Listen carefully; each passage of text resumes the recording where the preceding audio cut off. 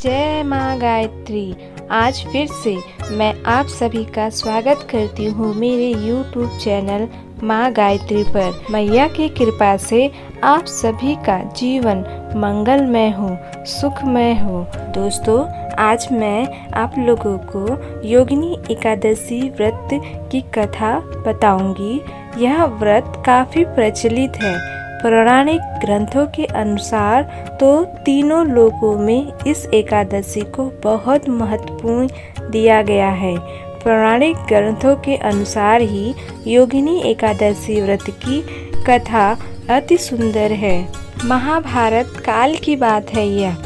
एक बार धर्मराज युधिष्ठिर भगवान श्री कृष्ण से एकादशी व्रत का महात्म्य सुन रहे थे। उन्होंने भगवान श्री कृष्ण से कहा कि भगवान, आषाढ़ माह के कृष्ण पक्ष की एकादशी का क्या महत्व है और इस एकादशी का नाम क्या है। भगवान श्री कृष्ण ने कहा, हे राजन, इस एकादशी का नाम योगिनी है। समस्त जगत में जो भी इस एकादशी के दिन विधिवत उपास रखता है, प्रभु की पूजा करता है, उसके सारे पाप नष्ट हो जाते हैं। वह अपने जीवन में तमाम सुख सुविधाओं, भोग विलास का आनंद लेता है और अतः काल में उसे मोक्ष की प्राप्ति होती है। योगिनी एकादशी का यह उपास तीनों लोकों में प्रसिद्ध है। तब युधिष्ठिर ने कहा, प्रभु, योगिनी एकादशी के महत्व को आपके मुखबिंद से सुनकर मेरी उत्सुकता और भी बढ़ गई है। कृपया इसके बारे में थोड़ा सा विस्तार में बताइए। अब भगवान श्री कृष्ण कहते लगे, हे धर्मश्रेष्ठ, मैं पुराणों में वर्जित एक कथा सुनाता हूँ, उसे ध्यान पूर्वक सुनना। स्वर्ग लोक की अलकापुरी नामक नगर में कुबेर नाम के राजा राज किया करते थे। वह बड़े ही नेमी धर्मी राजा थे और भगवान शिव के उपासक थे। आंधी आए, तूफान आए, कोई भी बाधा उन्हें भगवान शिव की पूजन करने से नहीं रोक सकती थी। भगवान शिव के पूजन के लिए उनके लिए हेम नामक एक माली फूलों की व्यवस्था करता था। वह हर रोज पूजा से पहले राजा कुबेर को फूल देकर जाया करता। हेम अपनी पत्नी विशालक्षी से बहुत प्रेम करता था। वह बहुत सुंदर स्त्री थी। एक दिन क्या हुआ कि हेम पूजा के लिए पुष्प तो ले आया, लेकिन रास्ते में उसने सोचा, अभी पूजा में तो समय है, क्यों न घर चला जाए। उसने आते आते अपने घर की राह पकड़ ली। घर आने बाद अपनी पत्नी को देखकर वह कामस्यक हो गया और उसके साथ रमन करने लगा। उधर पूजा का समय बीता जा रहा था और राजा कुबेर पुष्प न आने से व्याकुल हुए जा रहे थे। जब पूजा का समय बीत गया और हेम पुष्प लेकर नहीं पहुंचा, तो राजा ने अपने सैनिकों को भेजकर उसका पता लगाने को कहा। सैनिकों ने लौटकर बता दिया कि महाराज, वह महापापी है, महाकामी है, अपनी पत्नी के साथ रमण करने में व्यस्त था। यह सुनकर तो कुबेर का गुस्सा 7वें आसमान पर पहुंच गया। उन्होंने तुरंत हेम को पकड़ लाने को कहा। अब हेम कांपते हुए राजा कुबेर के सामने खड़ा था।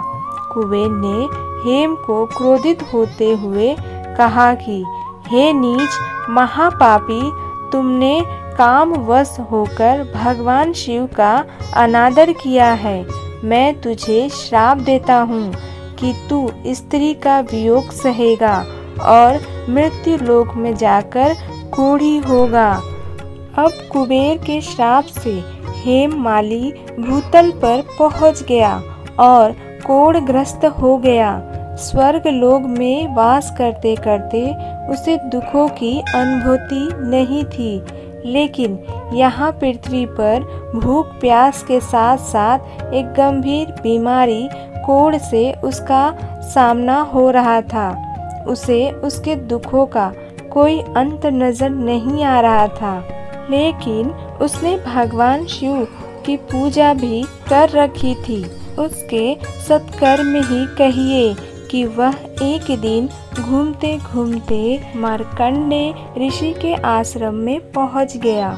उनके आश्रम की शोभा देखते ही बनती थी।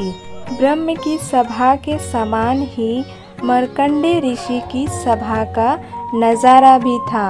वह उनके चरणों में गिर पड़ा और महर्षि के पूछने पर अपनी व्यवस्था से उन्हें अवगत करवाया। अब ऋषि मार्कंडेय ने कहा कि तुमने मुझे सत्य बोला है, इसीलिए मैं तुम्हें एक उपाय बताता हूँ। आषाढ़ मास के कृष्ण पक्ष को योगिनी एकादशी होती है। इसका विधि पूर्वक व्रत यदि तुम करोगे तो तुम्हारे सब पाप नष्ट हो जाएंगे। अब माली ने ऋषि को साष्टांग प्रणाम किया और उनके बताए अनुसार योगिनी एकादशी व्रत किया। इस प्रकार उसे अपने श्राप से छुटकारा मिला और वह फिर से अपने वास्तविक रूप में आकर अपनी स्त्री के साथ सुख से रहने लगा।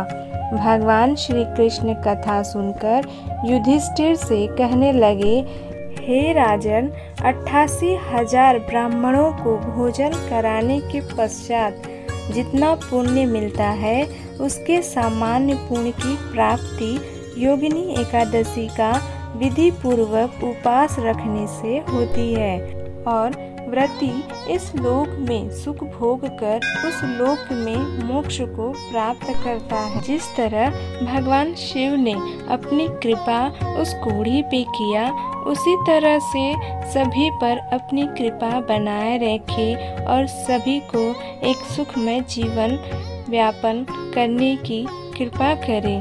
दोस्तों, आपको ये कहानी कैसी लगी कमेंट बॉक्स में ज़रूर बताएं और अपने परिवार दोस्तों के साथ ज़रूर शेयर करें। उनको भी योगिनी एकादशी व्रत की जानकारी प्राप्त हो।